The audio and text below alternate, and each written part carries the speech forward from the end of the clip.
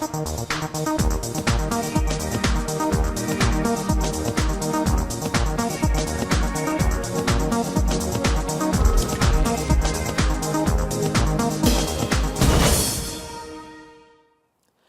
dan v Evropskem magazinu. Odločitev je sprejeta. Kmetijstvo mora postati bolj zeleno in pomlajeno. Reforma skupne kmetijske politike je zapečatena v Evropskem parlamentu. Poglejmo, ali bo zadoščala za doseganje ključnih ciljev.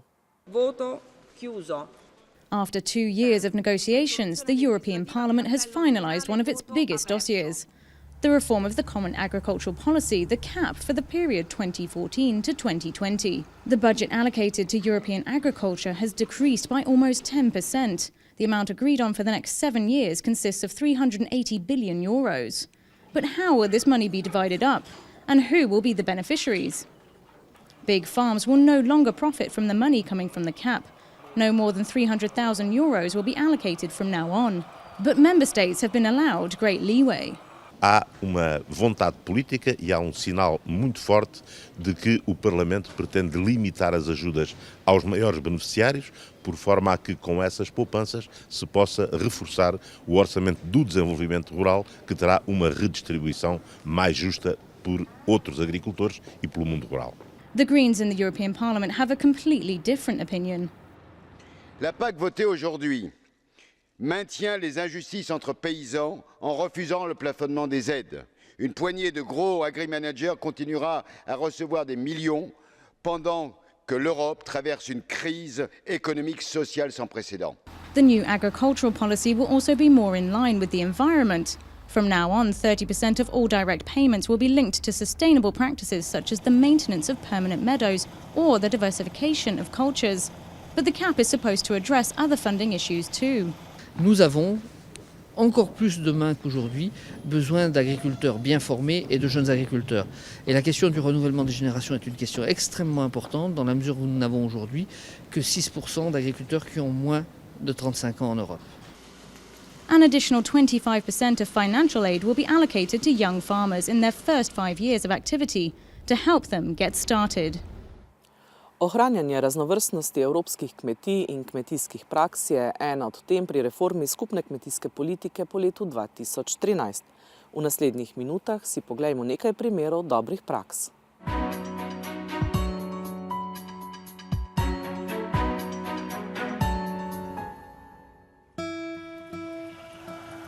La terre, pour nous, c'est vraiment nos racines. Il y a une phrase qui exprime très bien cela, de Saint-Exupéry.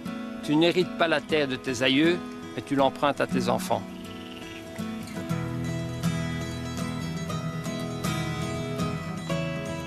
L'exploitation est spécialisée en production de lait, donc du lait de consommation qui part à la laiterie, et une partie de la production est transformée par mon épouse en différents produits, yaourt, crème glacée, fromage.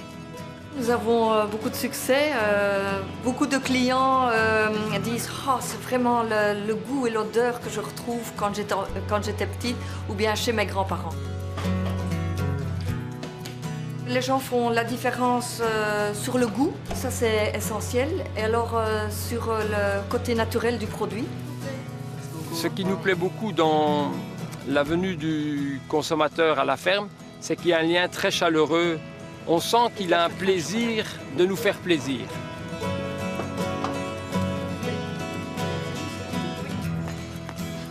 La crise du lait nous a incité à faire encore une diversification qui est d'investir dans un distributeur de lait.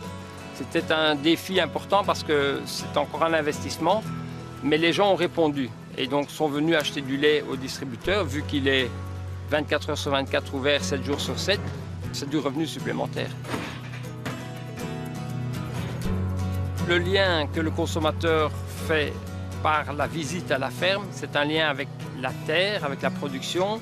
Si ce lien n'existait pas, il ne verrait plus que le lait qui sort de la boîte. Et donc, les petites fermes comme les nôtres seraient amenées à disparaître. Grâce à ce lien, ils nous soutiennent et nous avons notre raison d'être. Le mot qui revient le plus souvent, surtout n'arrêtez pas.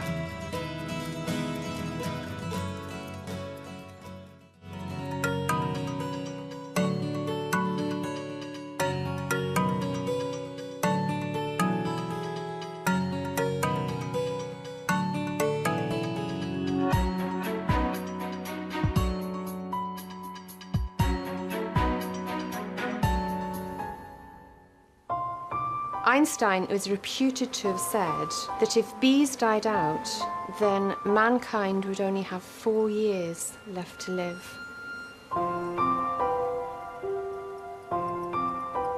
Our project is called Bees and Biodiversity.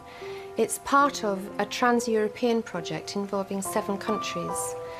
And its aim is to preserve bees as pollinating insects as part of biodiversity.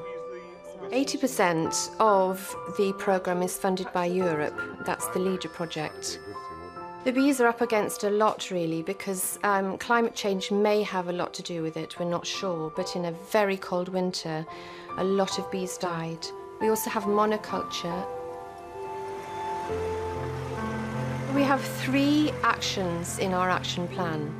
The first action is land management, where we plant wildflowers. The second action is education, going into schools and getting children enthusiastic about bees. And the third action is keeping bees ourselves. As far as land management is concerned, we haven't just planted wildflowers in the wild, but we've actually given out packets of seeds and encouraged people to plant in back gardens, and it's been fantastic, the amount of different varieties.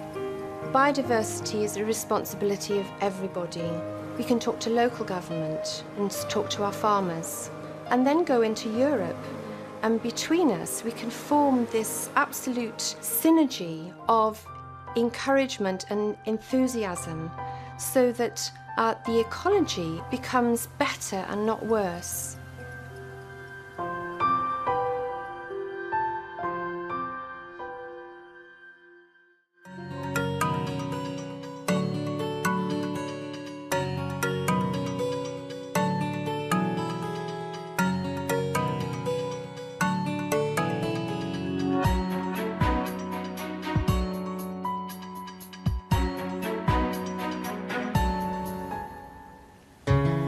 L'associazione Latteria dei Ragazzi è nata circa 3 anni fa in seno all'Oasi Agrituristica Baugiano per dare la possibilità ai giovani e ai ragazzi di fare esperienza della multifunzionalità in agricoltura.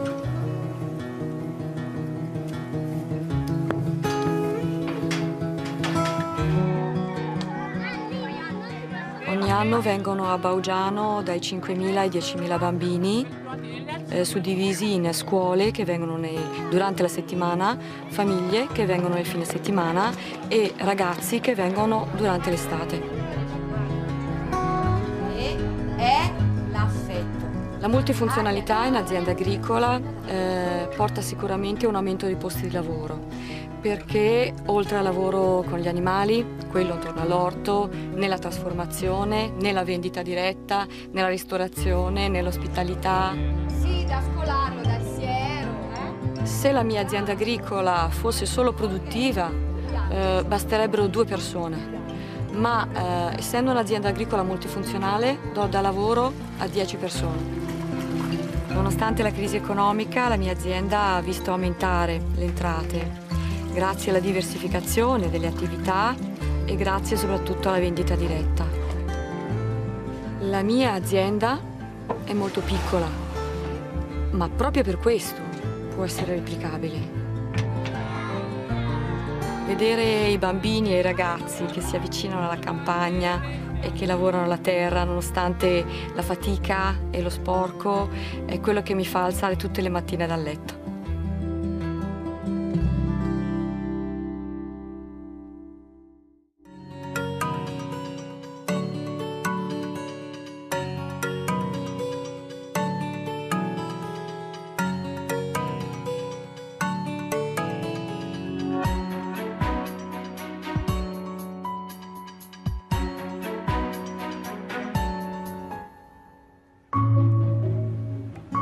Fruit significa la unión de pequeños agricultores que se han unido previamente en cooperativa.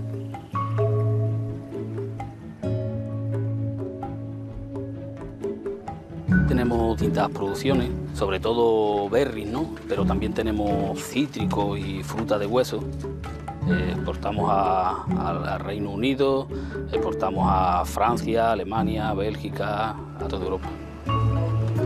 Somos líderes en en algunos productos de la zona, y eso lo que significa es que tenemos que ser líderes también en calidad, tenemos que mejorar para mantenernos, no solamente con la cantidad seremos capaces de vender, sino de hacerlo con una buena relación de calidad-precio. Reunimos las cooperativas porque creemos que hacemos más fuerza. En principio las cooperativas las formamos pequeños agricultores que consideramos que unidos somos capaces de vender mejor. La unión nos permite tener un mejor contacto con las cadenas y ser capaces de ser más flexibles a la hora de tratar de precios y de tratar de cantidades. Con Uvafruit en particular hace un importante trabajo de investigación a nivel de nuevas variedades y de mejores calidades de productos. Estamos haciendo una investigación de omega 3 en fresa como parte de las innovaciones que estamos haciendo en nuestros productos. La unión de las cooperativas hace que seamos capaces de mantener un nivel de precio lo suficientemente razonable como para que subsistan nuestros agricultores.